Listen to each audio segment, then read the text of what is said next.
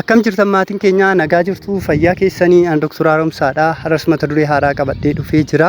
Mata dureen keenyarraa akkaataa yookiin haala kaanserii garaagaraa irraa of ittisuun danda'amu jedha. Egaa kanaan dura mata duree maalummaa kaanserii fi akkasumas immoo wantoota kaanserii garaagaraatiif nama saaxilan irratti viidiyoo tokko isin qopheessuun koonii yaadatama. Namoonni viidiyoo san ilaalle deemtanii akka viidiyoo san laaltan asumaanan isin affeera.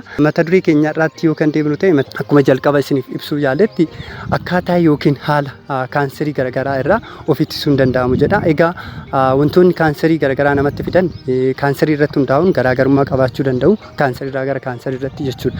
Akkasumas immoo amalli kaanserii tokkorraa gara kaanserii isa biraarraa garaagarummaa qabaa jechuudha. Akkasumas immoo ittisni nu jechuudha wantoonni nu gochuu qabnuu fi wantoonni nu gochuu hin qabne kaanserii sanirraa of ittisuuf garaagarummaa qabaachuu danda'a jechuudha. Kaanserii irraa gara kaanserii irratti jechuudha. Kaanserii sanis ofirraa ittisuuf wantoonni nu goonu garaagarummaa qabaachuu danda'a. Haa ta'u malee akka waliigalaa irratti wantoonni kaanseriidhaaf nama saaxilan akka waliigalaatti ni jiru. Akkasumas immoo akka waliigalaa irratti kaanserii irraa wantoonni nu ittisanii jiru jechuudha. Ni jiru jechuudha akka waliigalaatti jechuudha. Koomaan warni ta'e akka waliigalaa irratti wanti qaama keenya keessatti kaanseriin akka uumamuuf haala mijeessan jechuudha. Akkasumas immoo kaanseriidhaaf wantoonni akka hin uumamne haala hin mijeessine jechuudha. Haala hin mijoofne godhan akka waliigalaa irratti ni jira jechuudha. Egaa akka waliigalaa irratti wantoota kaanseriif nama saaxilan irratti mata duree of danda'e irratti viidiyoo kanaan dura darbe irratti isin qopheessuun koonii yaadatama. Isa deemtanii ilaaluu dandeessu. Har'a immoo akka waliigalaa irratti wantoonni yookiin haalli nu goonee kaanserii garaagaraa irraa of ittisuu dandeenyu maalidha? Haalli nu goonee kaanserii garaagaraa ofirraa ittisuu hin dandeenyu yookiin akkasumas carraa kaanserii kana qabaachuu keenya xiqqeessuun maalidha? Tokkoffaa irratti tamboo aarsuu dhiisuu. Egaa tamboo aarsuun kaanserii guutuu qaama keenyaa jechuu dandeenya. Nutti fiduu danda'a. Kanaaf namoonni tamboo aarsan kaanserii gosoota garaagaraatiif kan saaxilamanidha. Kanaaf maal gochuu qabna? Namoonni tamboo aarsan har'umarraa ka'ee tamboo akka dhaabanidha.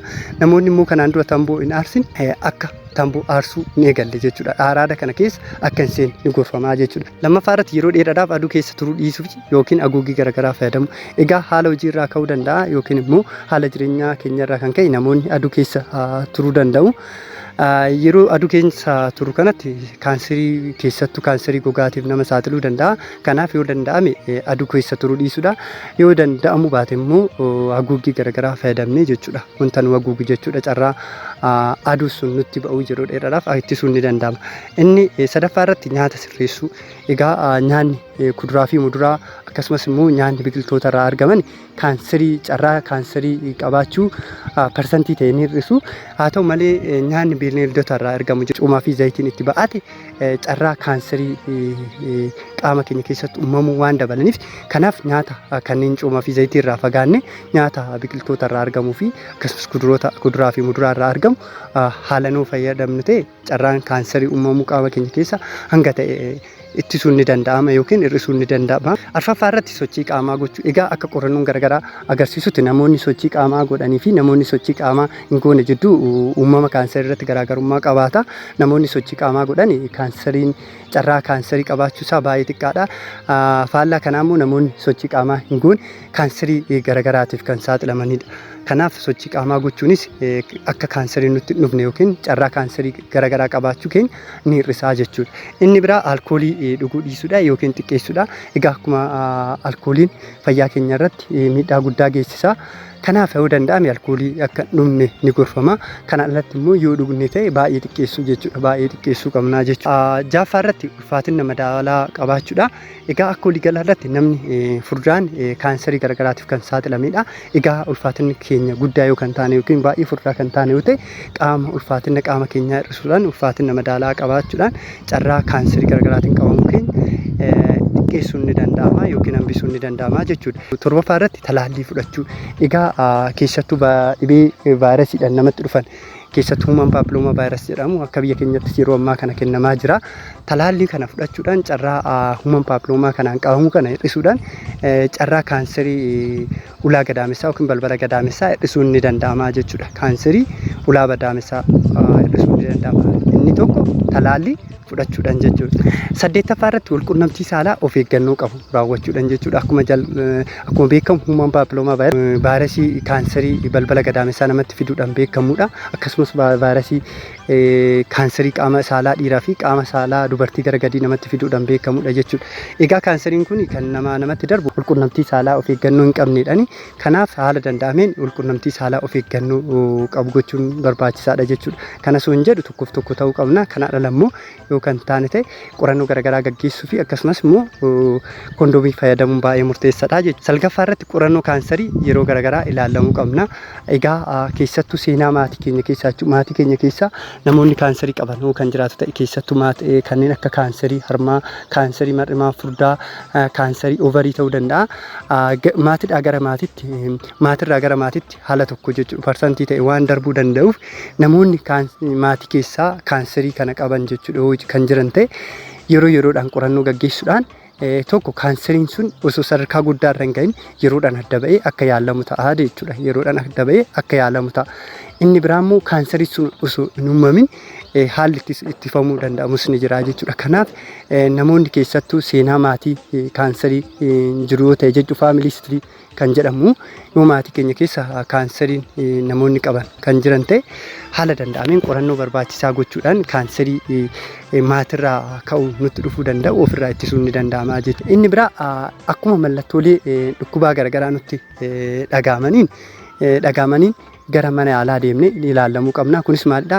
Yoo kaanseriin kun iddoo xiqqaa jirutti jechuudha. Iddoo jiru sanitti akka yaalamu ta'a jechuudha. Kunis maalidha? Carraan inni qaama keenya keessaa tamsa'uu akka xiqqaatu ta'a. Kunis yaala nu kennamuun tokko guutumaan guututti yaaluu ni danda'ama.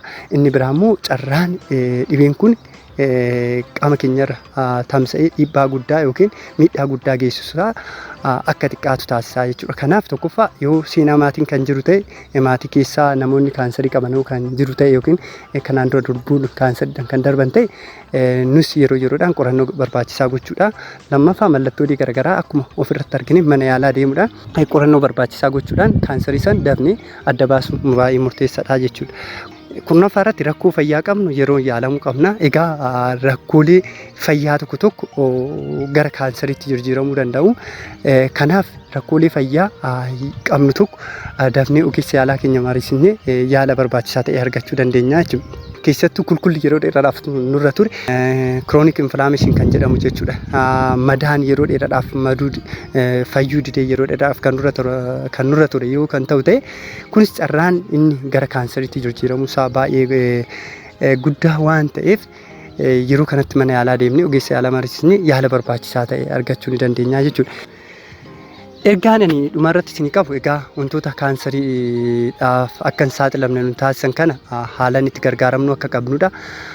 Inni biraa yeroo baay'ee maalidha wantoonni kaanseriidhaaf nama saaxilan dhibbatti kana jedhamanii hin beekamanii wantoonni kaanseriif nama saaxilan akkasumas maaltu kaanserii akka namatti fidu hin beekamanii jechuudha. Kanaaf haala danda'ameen jireenya fayya qabeessa ta'e jechuudha. Jireenya baay'ee balaaf nama saaxile jiraachuun baay'ee murteessaadha. Maatii keessa yoo kaanseriin kan jiru ta'e jechuudha. Maatii keenya keessa namoonni kaanserii qaban kan jiraatan ta'e keessattuu abbaa faati yookiin obboleessi yoo kan jiru ta'e yeroo baay'ee kaanseroonni tokko maatirraa gara maatiitti waan darbuu danda'aniif qorannoo barbaachisaa gochuun barbaachisaadha. Akkasumas immoo ogeessa yaalaa keenya bira deemnee mariisisuun baay'ee murteessaadha jechuudha. Kanarraa isinii qabadhe kanuma chaanaalii keenyaaf namoonni haaraa taatan asumaan sabskiraayib laayik gochuun akka maatii keenyatti dabalamtan asumaan isin affeera.